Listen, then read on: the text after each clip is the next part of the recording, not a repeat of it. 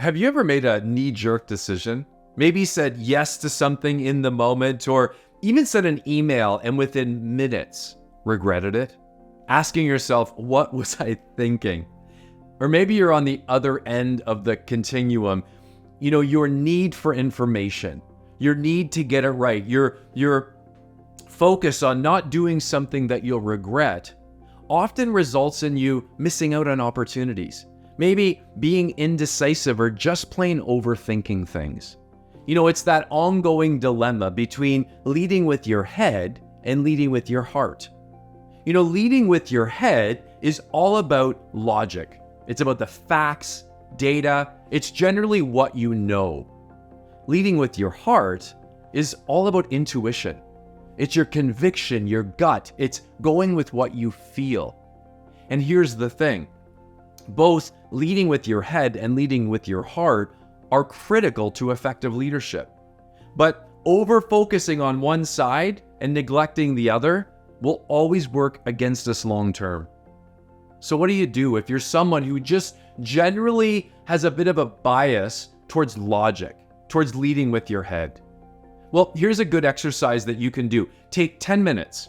And in 10 minutes, I want you to write down 3 examples of when you made a decision that clearly had you leading with your gut, going with intuition. You didn't have all the facts. You don't even know if it was a logical decision, but you made the call and the outcome was good. Now, these could be situations at work or at home, and I know they exist. Situations where you really leaned into your gut and the outcome was positive. Then, once you have those 3 examples, make a list.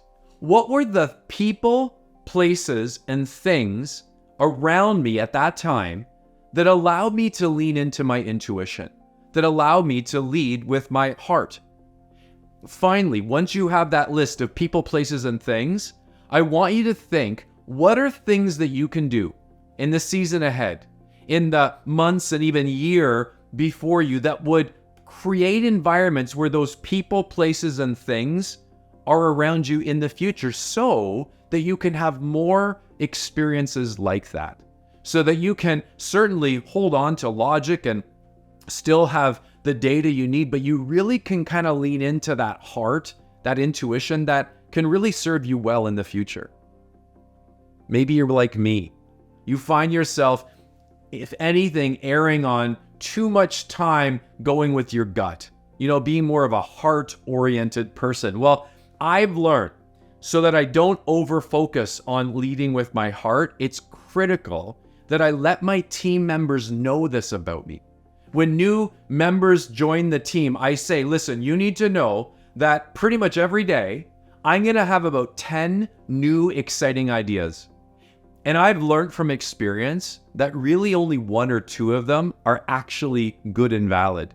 But in the moment, I'll be just as excited about all 10.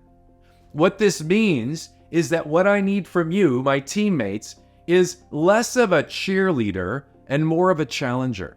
I want you to push back. I'm looking for resistance, because when my team pushes me on my ideas and kind of my gut, it allows me sometimes to see the logic, the data that maybe I'm missing. It certainly allows me to continue to be who I am, but become a healthy version of who I am. So, keep in mind that as a leader, leading with your head and leading with your heart are equally important, but they only go well when they go together. And in the season ahead, look for ways that you can tap into healthy tension so you can embrace the power of both and leadership. And when you do, everybody around you wins.